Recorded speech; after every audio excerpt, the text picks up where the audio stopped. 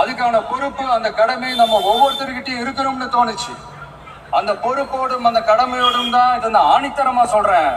ஜனநாயகத்தை நாடுவேர் free and fair elections, சுதந்திரமான மற்றும் நியாயமான தேர்தல். தேர்தல் நியாயமா நடக்கலன்னு நான் சொல்ல வரல, பட் சுதந்திரமாகவும் நியாயமாகவும் தான் தேர்தல் நடக்குது அப்படிங்கிற அந்த அசைக்க முடியாத நம்பிக்கை நம்ம ஒவ்வொரு இந்தியனுக்கும் இருக்கணும்னு தோணுச்சு. அது அமையணும்னா தேர்தல் ஆணையர்கள் கான்சென்சஸ், அதாவது ஒருமித்த கருத்து அடிப்படையில் மட்டும்தான் நியமிக்கப்பட வேண்டும் அப்படின்றத என்னுடைய ஒரு வலிமையான ஒரு கோரிக்கை. இரண்டாவது, ஏப்ரல் 14 அண்ணல் அம்பேத்கர் அவர்களுடைய பிறந்த நாள்.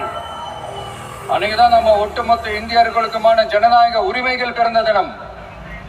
அதனால அந்த டேட்டை இந்தியாவோட ஜனநாயக உரிமைகள் தினமா அறிவிக்க